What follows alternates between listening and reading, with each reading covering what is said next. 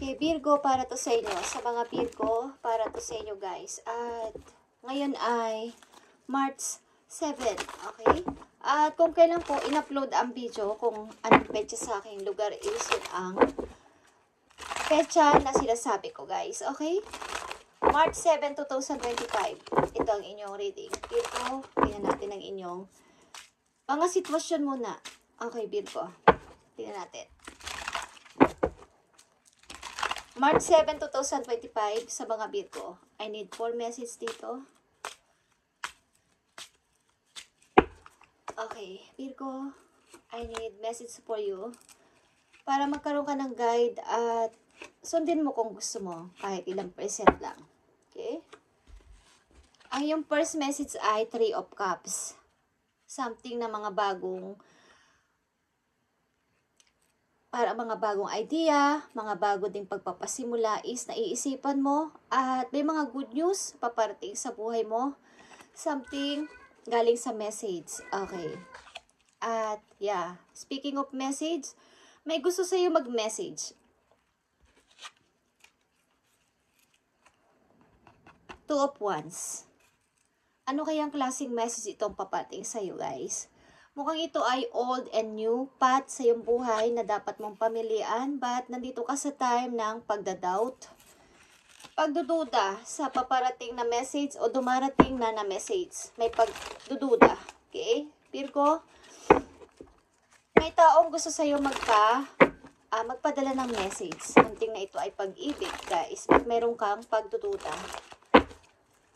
I need 3 message dito.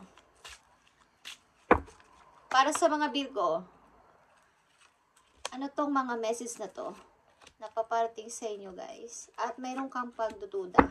Mukhang pag-looking back sa, kumbaga sa nakaraan muna, bago dumiretso sa kung magpipili na ako ng bago, is pag-iisip-isip. Okay. Nandito ang Four of Swords. Four of Pentacles. But, kailangan ko na kayang sumubok. Kailangan ko kaya mag-try because nagkukulang na rin ako sa pera. Yeah. Nakita nyo ang Queen of Pentacles is here. Ito yung pangarap mo, magkaroon ng freedom sa money. Virgo, at tagumpay, 7 of Wands. At mukhang gagawin mo to. Sapagkat dito ang 10 of Swords. Mukhang ikaw ay magmo-moving na. Something magmo-move. Something na gagawa ng action after ng mahabang pag-i-stuck sa isang sitwasyon. Okay, is magme-message sa iyong tao. Message pa dito for Virgo. I need 2 message.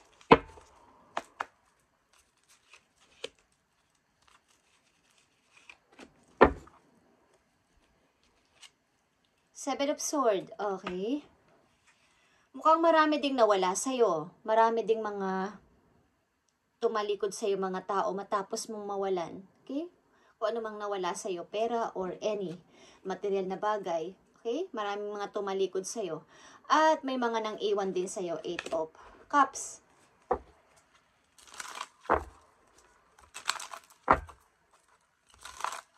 Mukhang may pamimilian kayo. Papunta ito sa bagong direction, bagong path ng buhay mo, Virgo. Sa Virgo nandito sa reading.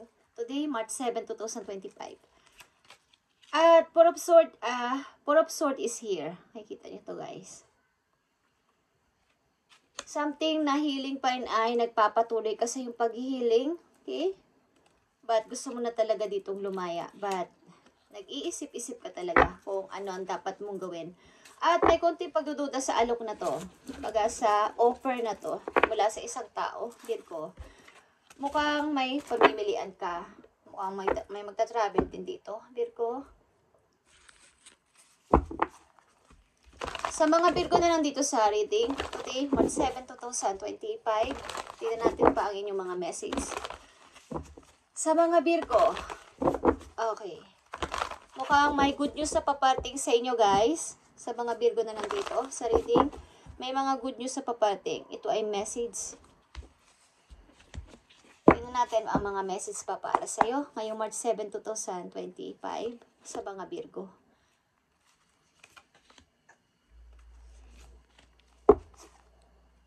At yan, nandito ang vast vistas. Expand your horizon. Ibig sabihin, mas palawakin mo pa yung mga, bawa kung gusto mong maglaya, gusto mong mag-travel, nandito ang vast vistas. Okay. At nandito ang narrow pathway. It's all about pathway. Trade truthfully. Okay. Mukhang mahirap man lumiban sa kabila o kaya mag-travel o pumunta sa ganong lugar o mamili sa new direction is tatagan mo ang loob mo. May konti kang takot. Okay? Makakatawid at makakatawid ka dyan kahit na yung para itong hanging bridge na kapag kayo ay lumakad doon ay gumagalaw-galaw. So para kayong takot at mahirap tumawid sa kabila. But kapag dinahandahan nyo lang step nyo at nagpatuloy pa forward is saan ba't makakarating kayo doon sa inyong pupuntahan sa kabila. Okay. At nandito ang distant thunder. Clear the air. Ang ibig sabihin, iwasan nyo na mga tao nagbibigay sa inyo ng problema. Umiwas kayo sa mga tao nagbibigay sa inyo ng gulo. Linisin nyo ang paligid ninyo. Ibig sabihin, mga tao lang na may positibong pag-iisip ang doon kayo mag-surround. At doon lang kayo sumama, doon lang kayo makipag-usap sa mga positibong tao sa paligid ninyo. At nandito ang navigating by the star. Follow your bliss. Okay? So, about sa pag-travel. Pagpo-forward, Virgo. Sa mga Virgo na nandito sa reading is, merong magme-message sa inyo na kung kayo ay mukhang kayo ay pinili ng tao na o something na kayo ay pamimiliin kung sasama ba kayo sa kanya or pipiliin nyo siya. About ito sa pagta-travel. Okay. Virgo. At umiwas kayo sa gulo. Hanggat maaari, huwag kayong sumali sa mga gulo ng ibang tao. Bawa, problema ng ibang tao is kayo ay makikisali or makikihalubilo o something na makikialam o tutulong is huwag na muna this time. Unahin nyo muna ang inyong sarili this time, Virgo. Tingnan pa natin ang mga message for you na magpapatuloy hanggang sa mga susunod na araw, linggo o buwan sa inyong buhay. Virgo, tingnan natin ang mga message dito na napakahalaga para sa inyo. Yan, nakikita nyo ang The Fool. Two of Pentacles.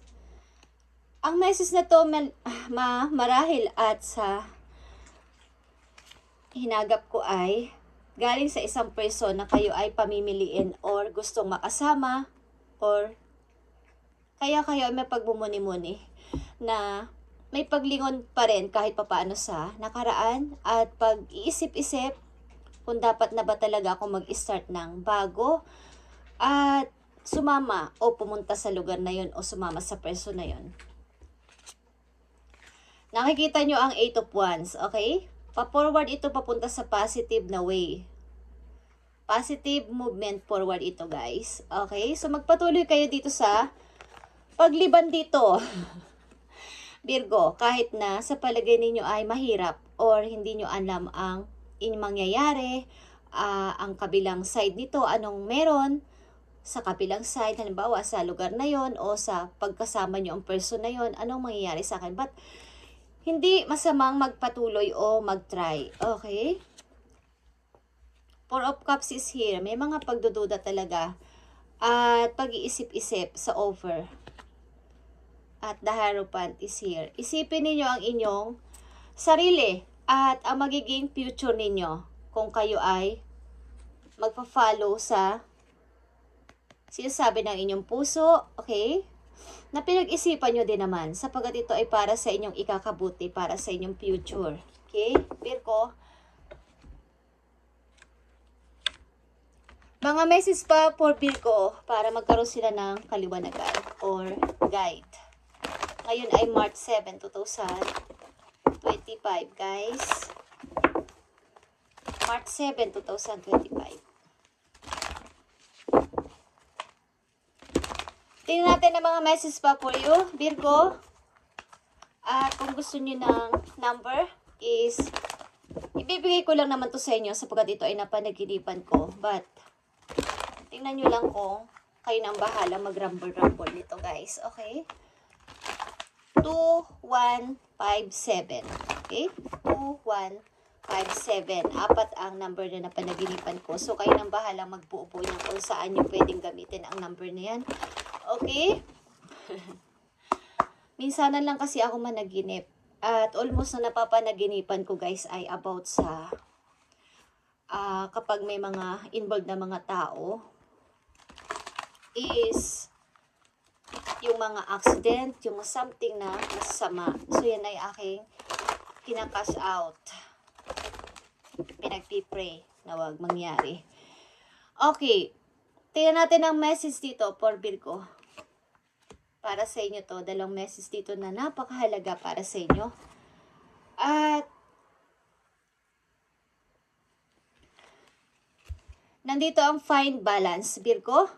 Find the balance between your work, rest, and playtime. And you will have more energy, harmony, and productivity in your life. Take a power nap. Ibig sabihin nito, ang ilan sa inyo ay sobrang magtrabaho, at hindi nababalance ang about sa inyong private life, sa inyong pagpapahinga at sa inyong work. So, bigyan niyo ng balance eh. Katulad ng sinabi ko, yung inyong trabaho, inyong private life at ang sa inyong pamamahinga. Bagamat kayo ay busy person, is bigyan niyo to ng balance eh. Para hindi kayo magkaroon ng karamdaman o anumang panghihina. At nandito ang nature sign, guys. Be receptive to the subtle messages from nature as you go about your day. Nature's talk to us continually. We need only open our hearts and minds. Something na ang ilan sa inyo ay makakatanggap ng message galing sa nature. Ang ibig ko sabihin, andun yung ilang mga answer na mga tanong nyo kay God o kay universe na makakasagot niyan ay nature. Halimbawa, paglabas-labas nyo sa diting kayo ng mga view, okay? Mga puno, mga animals, is doon nyo masusumpungan ang lahat ng inyong mga katanungan. Something na may mga messages kayo matatanggap galing sa nature, na mga signs, na kung kayo ay magiging aware, pinapadala yan minsan sa pamagitan ng mga butterfly, sa mga petals ng rose, at kung ano-ano pa na makikita nyo sa daan na pambihira nyo lang nakikita o makikita. Something na hindi naman to talagang daanan ng mga ibon. Bakit mayroon ditong feather? Okay, is yun yung kung anong mayroon kayong katanungan sa inyong isip, maaaring nandun yung kasagutan na kayo ay binibigyan ng sign na kayo ay nasa tamang path ng buhay, kayo ay nasa tamang ginagawa, at kayo ay, ang inyong mga katanungan ay, halimbawa yung yes or no na katanungan ay sinasagot na ni Lord. Okay?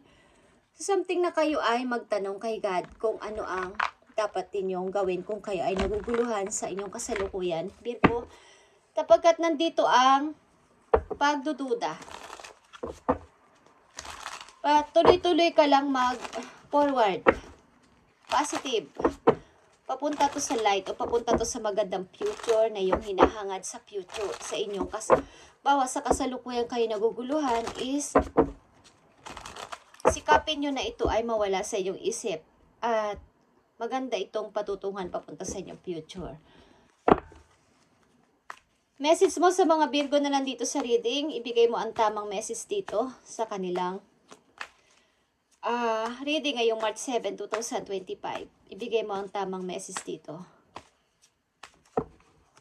Navigating by the stars is maaaring nandyan na yung mga sign. Kung ano yung inyong hinihiling, yung inyong wish o yung pinapag-pray is mukhang matutupad na o natutupad na sapagkat kung kayo naghihintay ng opportunity at mayroong messages, kung ito man ay galing sa trabaho o sa isang person, is malamang at sa malamang yun yung answer ni God sa inyo na dapat wag niyong pakawalan. Okay, Virgo. At nandito din ang expand your horizon. Ibig sabihin, lumabas-labas ka sa inyong, hindi lang sa bahay. Kapag sa inyong lugar, kung alam mong wala ng chance o walang opportunity sa inyong lugar na tinitirhan, bakit hindi mo subukang mag-try sa ibang lugar? Kahit yan ay sa city, Kung tawid dagat ka, tumawid ka ng papunta sa bandang Kapihasnan. Okay? Nandun ang ibang chance. Virgo, I need message for you. Ibigay mo ang tamang message sa mga Virgo at kayo ay nag-overthinking. Okay, overthink. Message mo sa mga Virgo na nandito sa reading at nandito na naman ang 2 of Pentacles. Talagang kayo ay naguguluhan. But ito ay pag-i-start talaga ng bago ninyong pagkakakitaan. At marami sa inyong tutulong dito. 8 of Cups is here. Okay, someone is nag-walk away sa sitwasyon o may umalis sa buhay mo na isang person. At talagang may hinihintay ka from a distance. Nakita nyo ang 5 of Pentacles. Ito.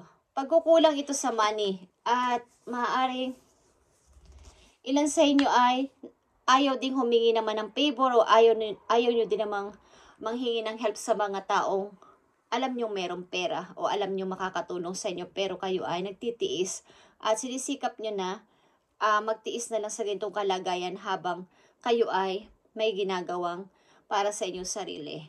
Okay? Ayaw nyo makaabala sa iba. Yun ang ibig ko sabihin. At gusto nyo gawin ito sa sarili pamamaraan. Something na may nihintay kayong good news galing sa isang person o parang mga chances. But meron guys. Okay? Message mo sa mga Virgo na nandito sa reading. Advice para sa kanila. Bigyan mo sila ng message na napaka ganda para magkaroon sila ng guide. Ngayon ay March 7, 2025. Nandito ang keep moving forward like I said kanina. Keep moving forward. Kahit na alam ninyong parang nakakatakot at hindi ako sure sa mangyayari sa akin o hindi ako sure sa kung ano at sino ang aking mga makakasama, makikilala at makakasalamuha doon is keep moving forward, Virgo, even if you are unsure of your next step or where it may take you. Trust that you are walking the path you are meant to walk. Remember, we are walking it with you. Trust yourself more. Mas mag-trust ka sa iyong sarili at tutulungan ka talaga ni God sa iyong nais kung ikaw ay magpapatuloy sa iyong pagpo-forward at hindi pagdududa. Okay? Tutulungan ka ni God, tutulungan ka ni Universe ng iyong mga guides galing sa heaven at na yung mga ancestors at mga taong mahal nyo nung sila ay buhay pa. Okay? At expand your horizon, Virgo. Thank you and God bless, Virgo. At magpatuloy ka lang sa kung ito ay chances na dumating sa iyo at may pamimilian ka, pumili ka na hanggat maaaga pa. At mag-choose ka na habang maaga-aga pa para hindi na tumagal pa at tumating na naman ang isang taon na wala ka pang na-choose o napagdedesisyonan. Okay, thank you and God bless sa mga Virgo na nandito sa reading. God bless sa inyo lahat, guys.